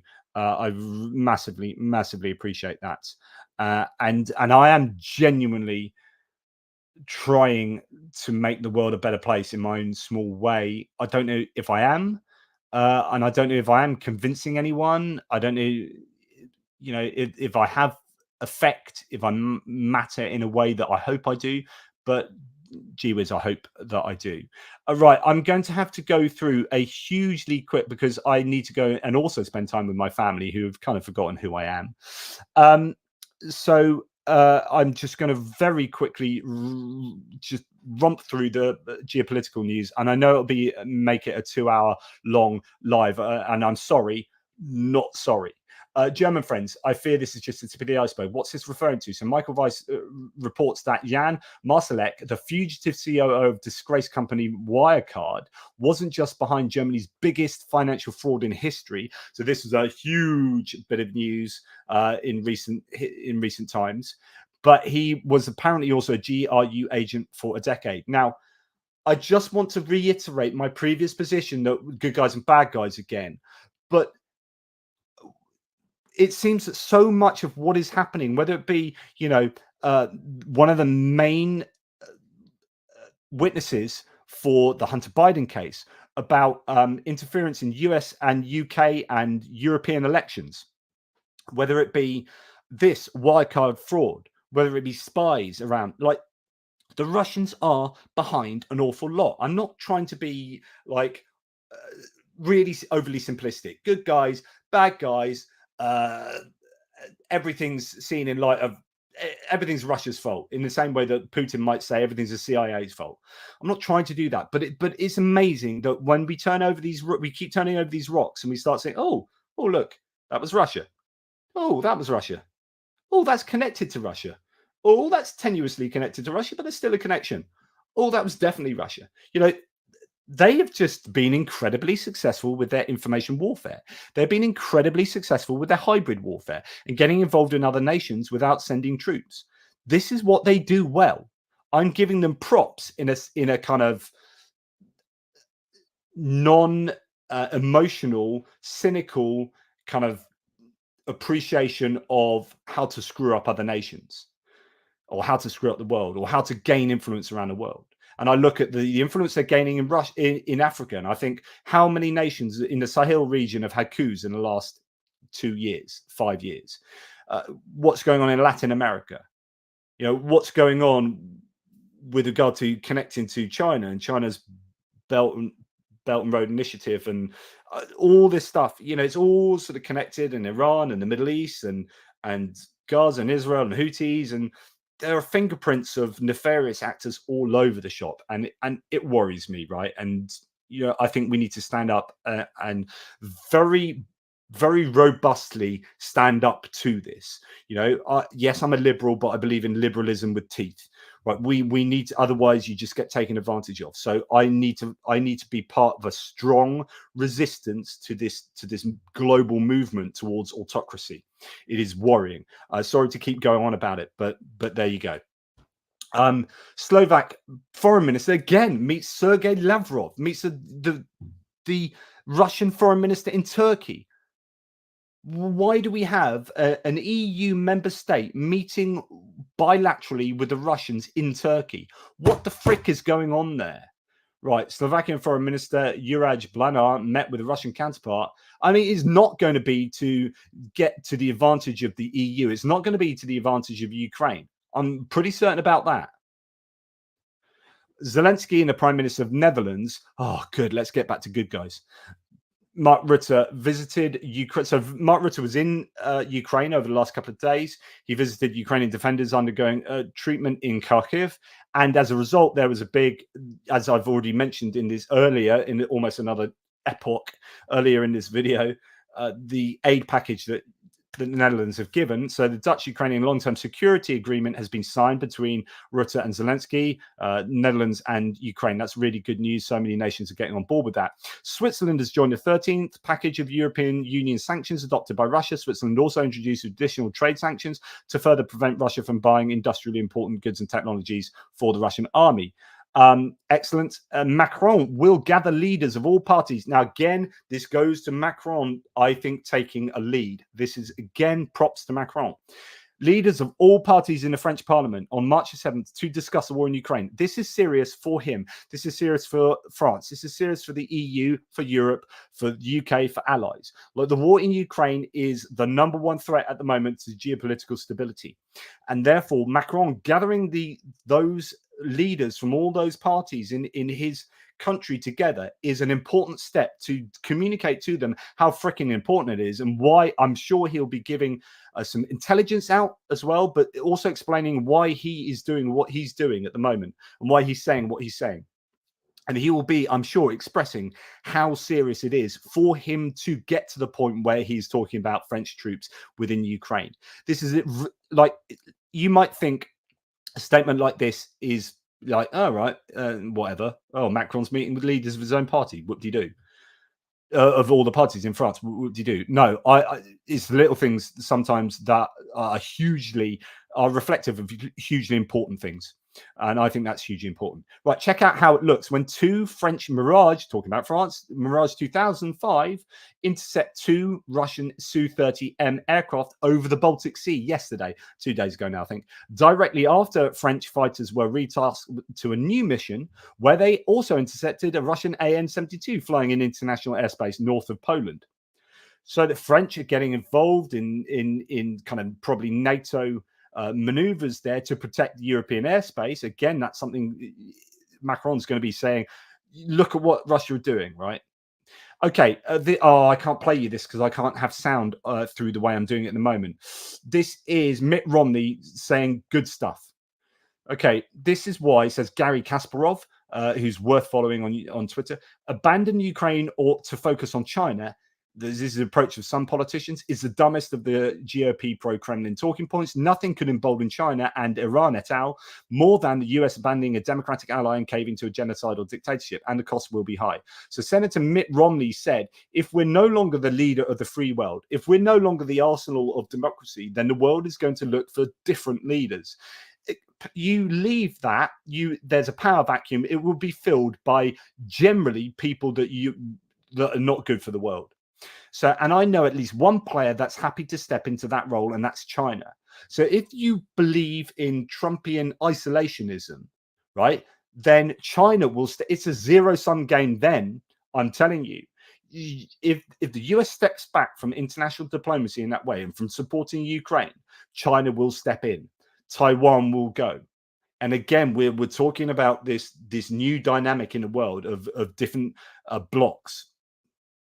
Hungarian Parliament Speaker signs off Sweden's NATO bid, so it's now been formalized, and the legislation will now go to Hungary's acting president, Laszlo Kova, for promulgation. So that will now be completely done and dusted, and we'll hopefully see Gripens in Ukraine by tomorrow lunchtime.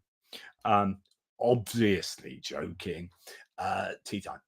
Bulgaria ceases oil imports from Russia. Excellent. Bulgaria really positioning themselves with the EU, with Ukraine, and against Russia. That's excellent.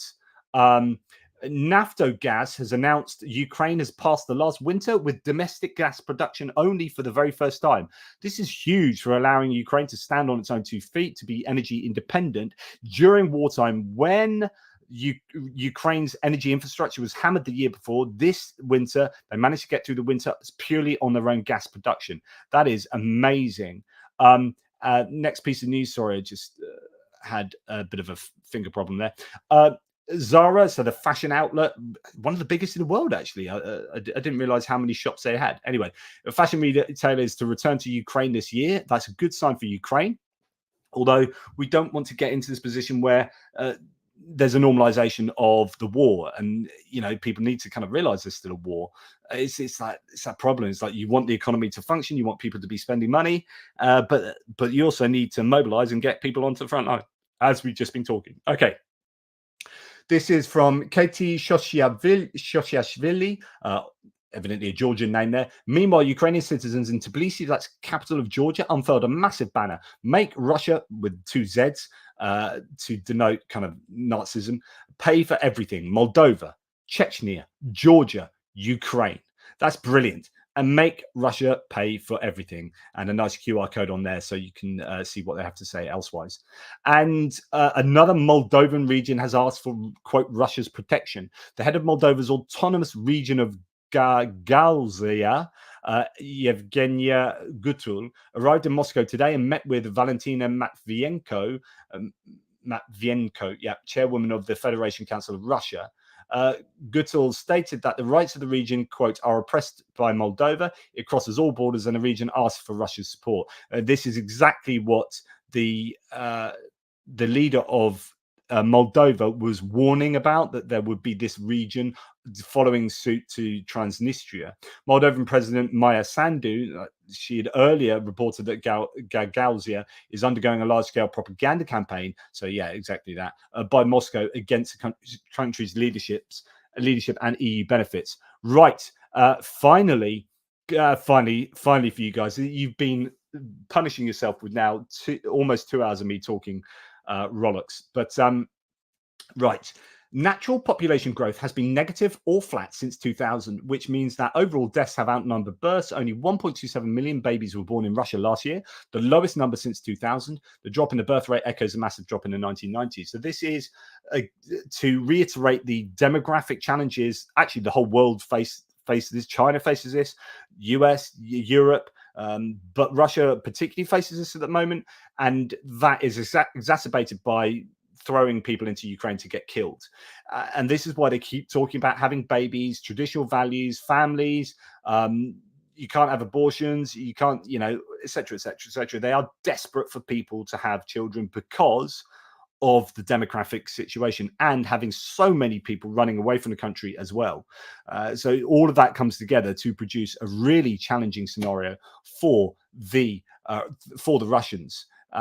It's not so much that they want people to have babies to fight in the Ukraine war, because that's going to be like 18 years away.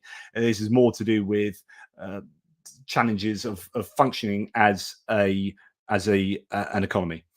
Right, so many people saying so many things in the live chats. I really appreciate all of your support. I've got no one to bounce off of to see what comments I need to talk about, and it's time for me probably to go now, and to let you guys get on with your day. But thank you so much for being with me today, and I appreciate that people thought that I had a good rant.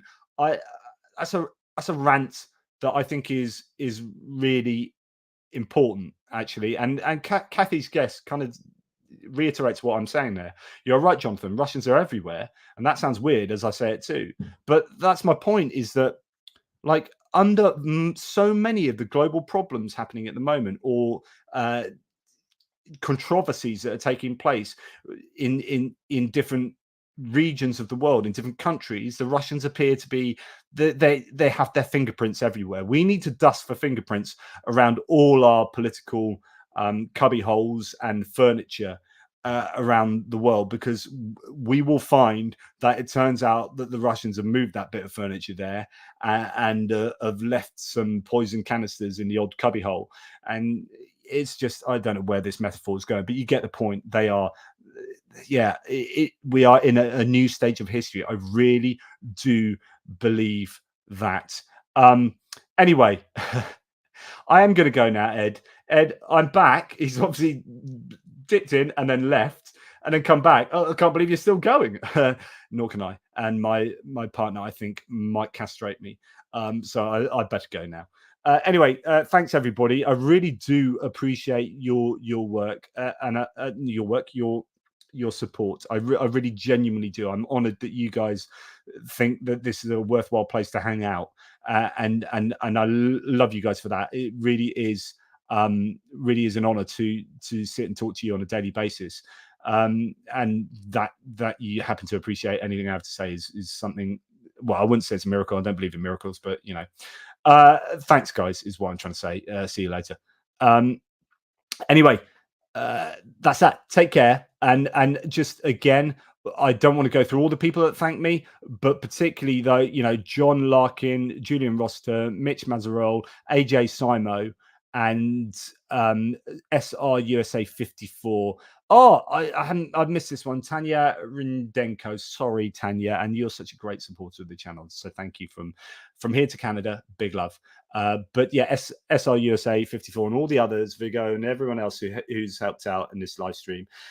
Thank you. And I'll be getting another bit of aid to the Frontline via Greg Terry as well with what we're doing. So thank you for helping to support that. All the links are in the description below to help you continue to support Ukraine in what I think is a really meaningful way of getting help to frontline troops as efficiently as possible. I think what Greg and Jenny do is truly, truly extraordinary. I've seen it firsthand. And hopefully you can trust me, it is extraordinary. And if we can continue to support them in doing that, then we are doing our bit to make the world just a little bit better. So, guys, thanks so much.